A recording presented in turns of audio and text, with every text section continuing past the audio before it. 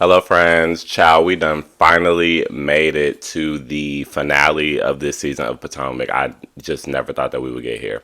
So obviously we get started and we are on the aftermath of this fight that occurred between technically Kiarna and Deborah, but as associated with Candiace and Wendy by way of Ashley and Giselle and Cal for Lord knows whatever reason he's here. But anyway, the structure of this finale was just a little bit interesting to me because I was just wondering where we were going to go. Obviously, we were going to talk quite a bit about the incident that occurred, and it became abundantly clear to me that that was going to be the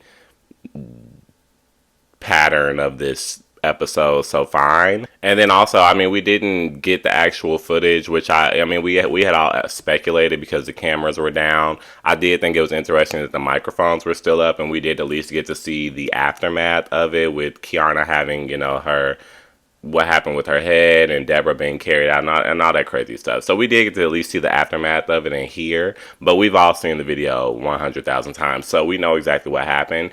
And I think it's nice that we got to see the video because if you think about it, if we hadn't seen that video and we're just listening to the story as told by Deborah or Ashley, we would be getting a completely different scenario. So I'm glad that we at least have those things working with each other.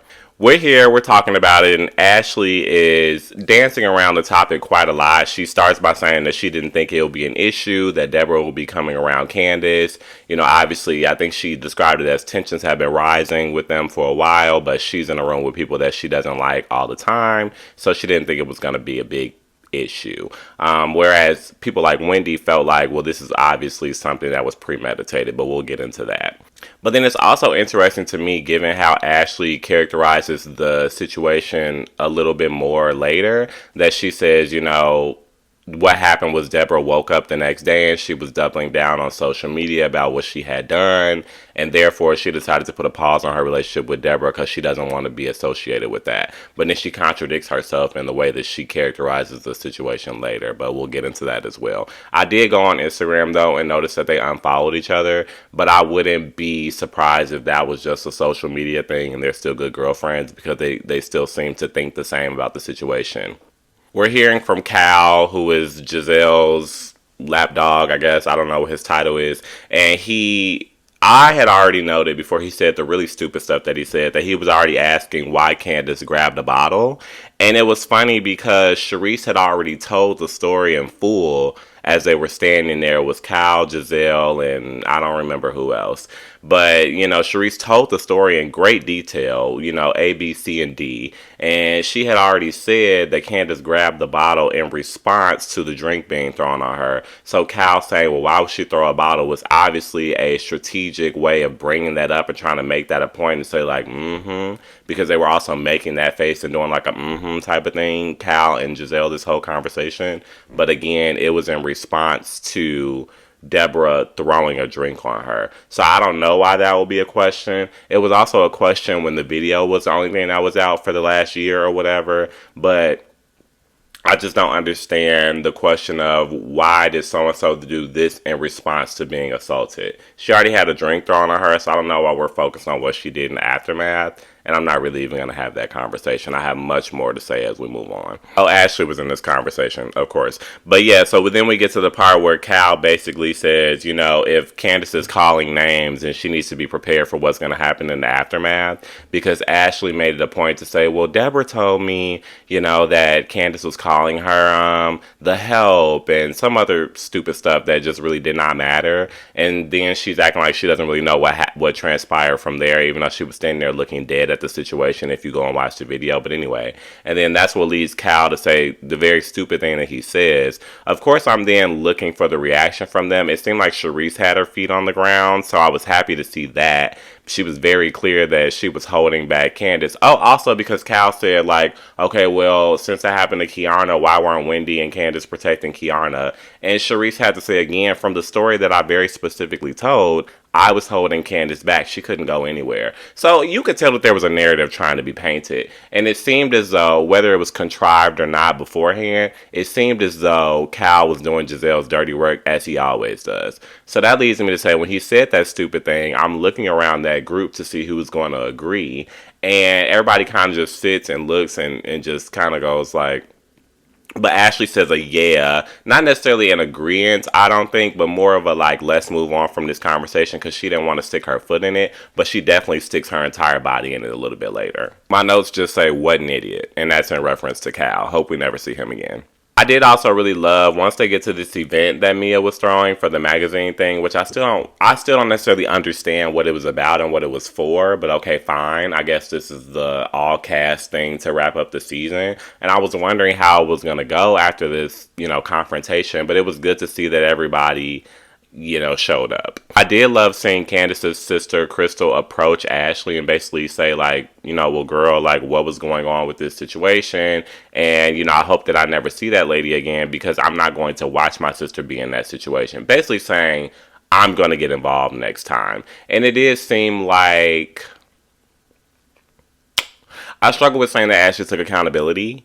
Because she tends to, I'm going to say, Ashley does tend to say the right things. You could tell that Ashley is a smart girl ish, but Ashley knows right from wrong. So when I say she's a smart girl, but she always chooses to do something stupid. And I don't know what that's rooted in. But when she's talking to Crystal, it seems almost kind of like she's understanding where Crystal was coming from and these are the instances where you feel like, oh, I can almost kind of rock with Ashley, but then she Ashleys again.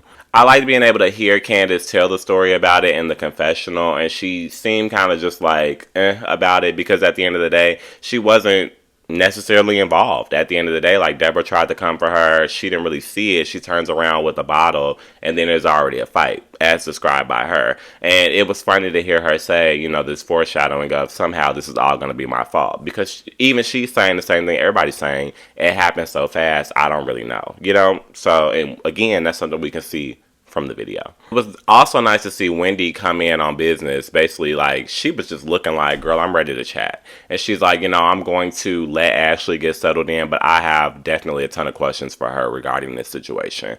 Wendy was not having it, and I live.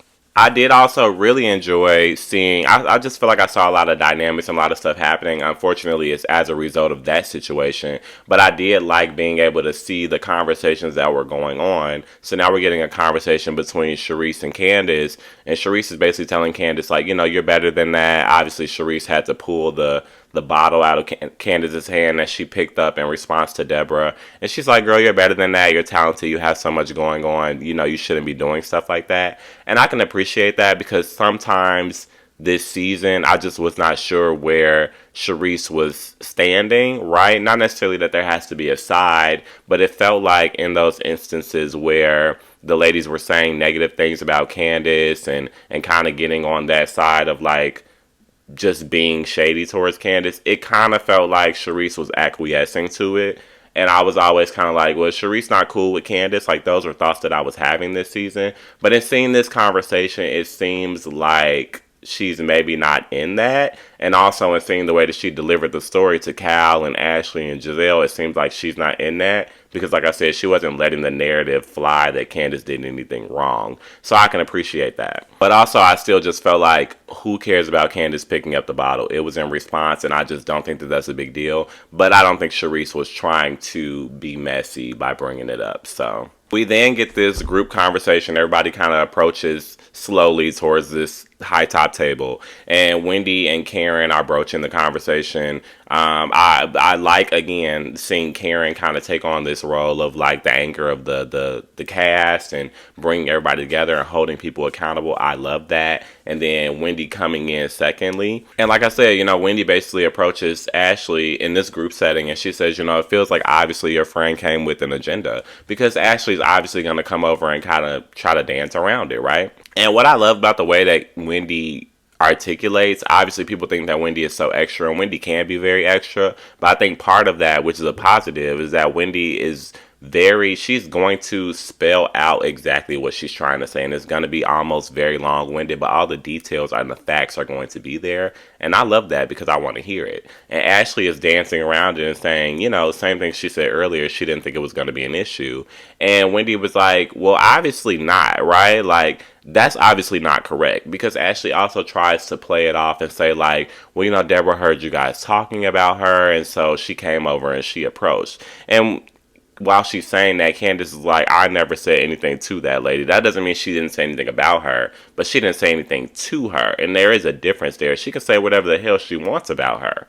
Think about what Deborah was saying about her and her husband last season. Think about what Deborah was saying about Wendy's husband. So if Candiace wants to call her a name, who the hell cares? But the difference here is she didn't approach Deborah. She didn't say anything to Deborah. She didn't come into Deborah's personal space. And she damn sure didn't throw a drink on her. And Wendy clarifies, and she says, well, to be clear, when Deborah came up and approached Candiace said repeatedly, get her away from me. And she said, to Aneka's credit and myself, she's like, we were trying to de-escalate the situation and get her away. And yet she stayed in Candiace's face, and this is how this all started. And Ashley is still kind of trying to justify it and talking about this name-calling thing. And I guess I'll address it here. Even when the Monique stuff happened, whatever season the way that was, it seems like people have, maybe in the way that this situation played out, it seemed that people have woken up a little bit. At the end of the day, the root of it is, no matter what somebody says to you, that is not a justification to put your hands on them. Those are two different things at the end of the day. We can talk about the root of what Housewives is, obviously this franchise. I don't know if the girls are new. I don't know if they're watching different versions of the show. I don't know what the issue is. At the end of the day, when you come on Housewives, what's happening here is they're going to fight with their words. They're going to say things, and sometimes they're going to hit below the belt. Nobody's saying that any of that stuff is okay. But the root of what Housewives is and the formula of it and what we've been watching for the last 20 some odd years or whenever the hell this stuff happened is that they fight with their words. And there's never, ever, ever, ever, ever in the Housewives universe or the real world going to be a situation where saying something to somebody verbally is going to be a justification for them to put their hands on you. I just don't believe that. And I think that people that believe that, there's either an issue there as it pertains to maturity, or there is something different there as it pertains to how you were raised. And those are the nicest two ways that I can put it. Even Aneka speaks in at this moment during her confessional and says that Deborah was dead ass wrong. Like, she never should have approached Candiace in the first place. She should have stayed where she was. Even Mia speaks up while they're talking about it in the group and saying, girl, Deborah was dead ass wrong. She even woke up the next day and doubled down on what happened. She's wrong. So there's nobody that is sitting there acquiescing to the bullshit Ashley is bringing us into what some people in America believe is okay. Just because somebody says something that you don't like, you have to put your hands on them. I think that that is insane to even have that type of mindset, and I will hope that we don't spread that to any younger generation so that doesn't keep on going. It's an issue. And I love how Karen kind of closed it up and really stepped up and said, we just can't create any situations. It was between her and Wendy, but more so Karen spearheading it. Like I said earlier, we can't create situations where we're bringing people around this group that want to bring us harm. And it didn't feel like Candiace was super jumpy and wanting to be argumentative in this conversation. I like that she played the back.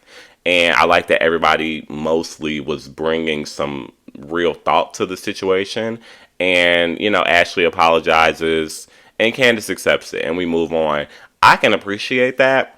I take issue with the fact that she is going to apologize, Ashley, but she still feels like there's a justification for Deborah putting her hands on Candiace. I just think that that's insane. But putting a pin on that, I'll just say, obviously, Ashley posted some video today that I didn't even bother to watch. I guess it was in response to the discourse that happened on social media yesterday. And then we've also found out that Candiace is leaving the show. I I'm just disgusted with Ashley, to be honest, and I'm really happy that social media, like I said, seems to have woken up from a couple years ago when the thing with Monique happened. Because it was the same thing. Candace was just saying things that Monique did not like, and Monique got physical. And at the end of the day, people can hit below the belt. People can say things that they should not say. All those things are still going to be wrong, but you're never going to be justified in putting your hands on somebody just because they said something that you did not like. It's just not going to happen. And I can't say it enough. Like, there's not even different ways to say it and articulate it. I just cannot keep reiterating that point enough because I don't understand the thought process behind thinking that that is a justification. I think I keep saying it because I want to say something a little bit more harsh, but I just don't want to be that person. So I'm trying my best. I literally think that's why it keeps coming up, because I really want to scream and yell that and really kind of get to the core of like why your brain would operate like that. But let me move on. And then as far as Candace leaving the show, I'm definitely disappointed about that. She's definitely one of my faves on the show, and I truly, I've never really been that girl before, or this girl that I'm about to describe, where if somebody leaves the show, I'm like, I don't want to watch anymore, because it sometimes can feel very performative and just kind of like, girl, shut the hell up. You know, that happens on social media all the time. But I kind of do genuinely feel like I'm losing some interest in this franchise already. And then to lose somebody like Candace, who's not only my fave, but I feel like is a very polarizing character, has a very big personality, and is somebody that's more so on the right side of history than the rest of this cast, meaning she's not trying to ice people out and be weird and be immature. And she changed the trajectory of where this show was really going. She's one of those people, her and Monique, when they both came on the show, they really changed where this show was going. So to lose her, and Wendy, to lose somebody like that, when we lost Monique, I really didn't mind. But to lose somebody else like that, I'm not feeling it, but I guess, we'll see what happens. I am happy that she got to leave on her own accord, and I'm happy that it happened after people were seemingly able to wake up and realize that she did not share any blame in this BS that happened with Deborah. So moving on, we jumped 3 months, something that I just did not expect. I feel like I don't pay attention. But we jumped 3 months, and now it's time to talk about Mia and Gordon. And my notes just kind of exploded from here. Like, I think I was writing down everything that happened word for word in this exchange, because this was crazy. So we start out, this is something that I didn't even necessarily know that we would get into on the show, but somebody had alluded to, I think it was Wendy, a while ago when they were doing press before the season came out, that Gordon, maybe Candace too, that Gordon was reaching out to cast members and their spouses to spill tea about Mia. So it was interesting that this came out immediately. And basically Eddie and Wendy are in their confessional explaining how, Gordon came to the group chat that they have and said he had tea on Mia, essentially, and that turned into a phone call. And they were thinking like this is a weird outburst, maybe, like whatever. And then the next day it was all over social media. So I was like, oh my God, this is crazy. So then we get this scene of like Mia coming out of her daughter's room, what I assume to have been her daughter's room, and she later confirmed. And Gordon's in the kitchen. I think they got some food delivered. I don't know. And you can just visibly see the tension between the two of them. And I was cracking up on my couch. I don't know if it was the Sunday Fun Day that I had partaken in beforehand, catching up with me, but I was literally cackling at this tension between the two of them. Mia then says in her confessional, which I think was interesting, that, they obviously have been having issues, and Gordon was, I guess, taken aback by the fact that she wanted to end the marriage now, but she feels like if things hadn't gone to the TMZ route and the social media route, then they probably would have worked things out. And essentially she's saying she feels like Gordon got to the route of going to social media and doing TMZ because he didn't like the preview that came out for the season. And in that preview was that scene where, that they played 1,001 times. And, Ashley asked Mia, did you marry Gordon for his money? Because Mia was trying to call Ashley a gold digger. And she said, I probably did, or whatever the hell she responded. But obviously that clip is extremely out of context, because when you see it, when we first saw it, I would assume, because I thought that we all were like, oh, Mia's finally admitting to being a gold digger. But when you actually watch the season and watch that scene in context, you realize that she kind of took that back and was like, well, not necessarily that I'm just joking, but I'm paraphrasing. She was just like, well, obviously that's not true, because then she came up with that story about her having an inheritance and her being the breadwinner. And then we also listen to this conversation now that she's having with Gordon, where she acknowledges, like, you're upset about that, but at the end of the day, if it was about the money, she says she would have left years ago. And she's like, at this point, she's the one making the money. Gordon's out of money. He's suing his family for money. He's been very irresponsible with money. She says he was going to the strip club and coming home late and doing all types of crazy stuff financially, to the point where now, even where they're going through this separation, she's the one sending him money and making sure he eats. So all of those things considered, it's just so weird to me that would be something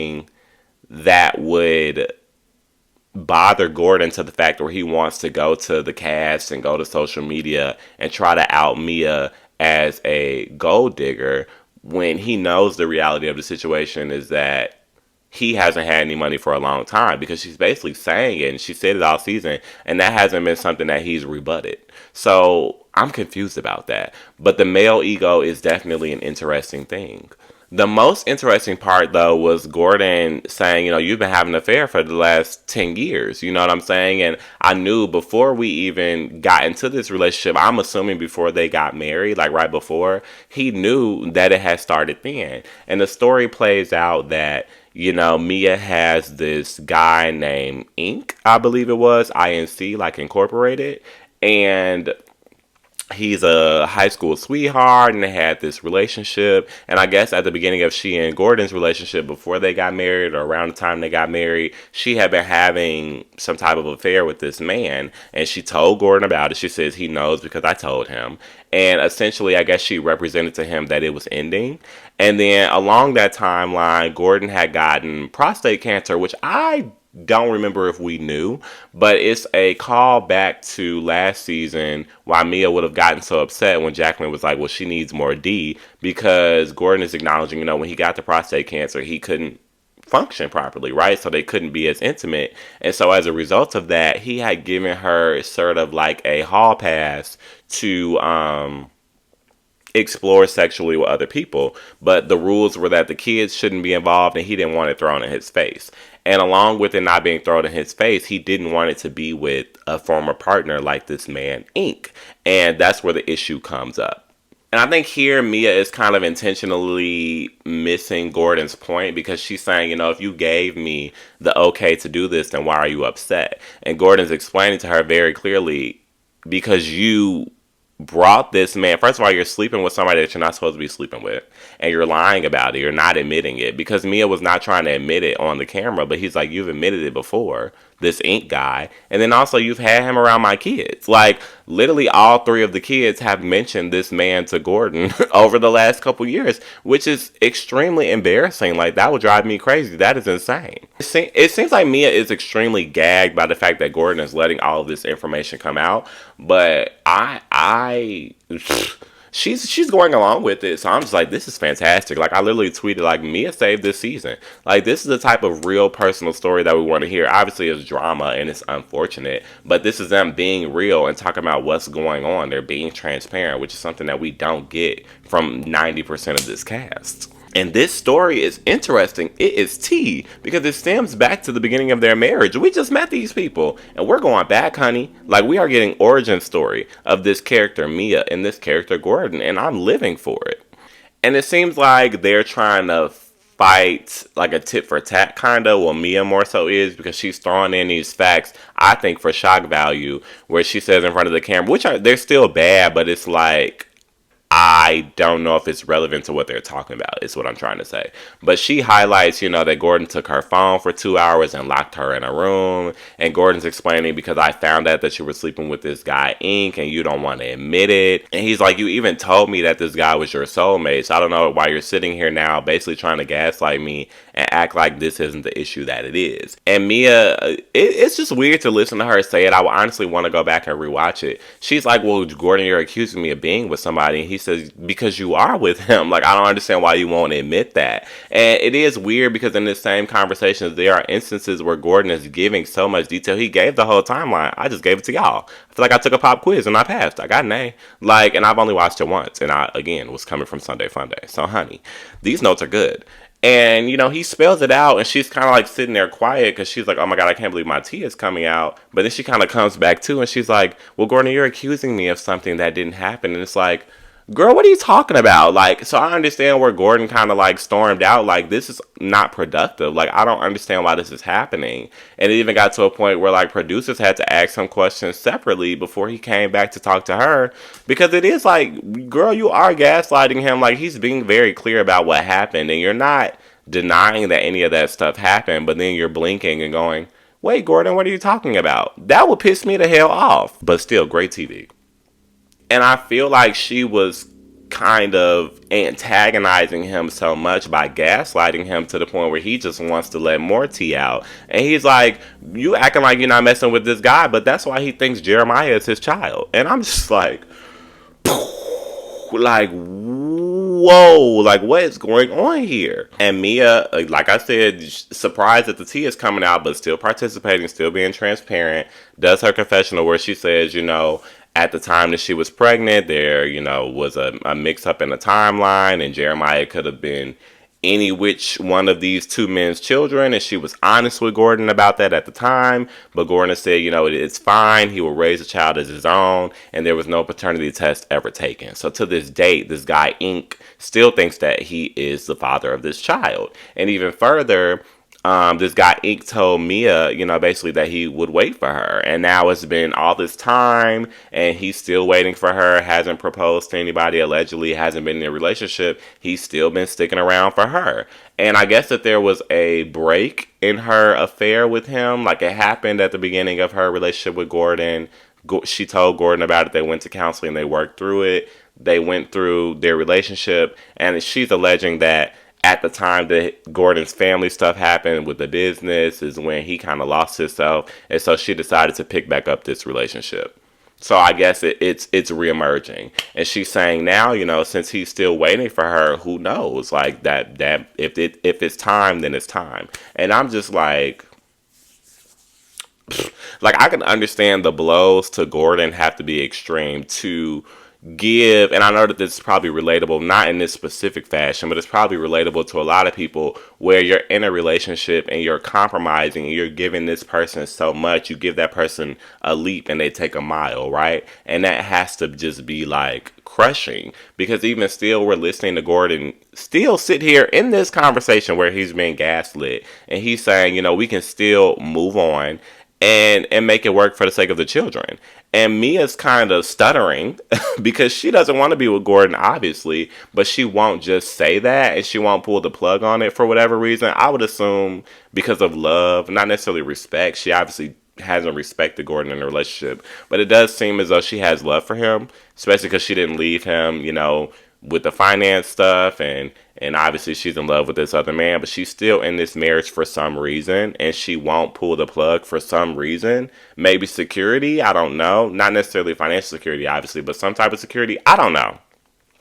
But for whatever reason, Gordon is basically saying, we can still be together, but Mia is, without saying it, basically saying like, well, there's some stuff that we have to work out, and Gordon's like, there's stuff you have to work out. Like, you have to stop sleeping with this man. And that's obviously something that she's not going to agree to do. And so it was interesting at the end to just, because you would think like, oh, Gordon's losing it. Like, he needs to stand up. Like, stand up for yourself. And essentially he did. He's like, look, I'm willing to do this for our marriage and our relationship. But if you can't do that little thing and you're ready to be done, then be done. Like, I'm not going to make you be here. And that puts the ball back in Mia's court in a very interesting position that I would love to hear about as to why don't you just say you don't want to be with Gordon anymore, which I guess she now has done, because I think the divorce papers were filed and she's obviously been public with this guy Inc. and we see Gordon saying hello to him via FaceTime at the reunion, which is obviously very performative, I'm sure. So I'm wondering how they got to that point, and I want to get those details. So all that said, Mia definitely saved the season. Like, this interaction here, this scene here made up for at least a fourth of the terrible episodes of this season, in my opinion. Like, this was interesting, and I really, really, really enjoyed it. And I'm excited to see where this story kind of plays out and what we get out of the reunion. Other than that, the season was okay. I think that it could have been structured a lot better. And a lot of stuff could have been cut. We could have cut at least 6 episodes from this season, honestly, and definitely at least 3 Housewives. But I'll try to sum it up a little. I always say I'll sum it up a little bit more at the reunion, but then we get to the reunions and they tend to be 3 unnecessary parts, and I don't be having enough to say. Shout out to Married to Medicine. Like, I did the first part of that reunion, I had nothing else to say because nothing else happens. But I'm going to do my best to give an overview understanding of how I felt about the season at the time of reviewing the reunion. But also, if you have been watching the reviews, then you would get a gist of how I feel. But I do want to sum it all up for everybody. But I think it was an okay season. I'll probably give it a 6 out of 10. But it needs some major tweaks. But I would say not even just Mia, the finale really saved a lot of this season. Like, just seeing the dynamics and the different conversations that we got to have at this final gathering that they had, and all of the different characters that played parts, and everybody giving again about an unfortunate situation, but everybody giving honest opinion, well, almost everybody giving honest opinions about a situation, and then coming together in this group and having a conversation about moving forward. And I appreciate that that conversation wasn't just at the reunion, because obviously the preview is Andy saying we're going to find a way to move forward, and that's just the gimmicky thing that they do for reunions, which is fine. I can appreciate it, but sometimes it feels gimmicky, sometimes productive, sometimes gimmicky. So I'm happy that it was something that they initiated during the season, and we're also going to hear more about at the reunion. I think that's a little bit more authentic. So I'm excited to see it, and thank God for Mia and Karen and Candiace and Wendy this season. And I'll see y'all at the reunion.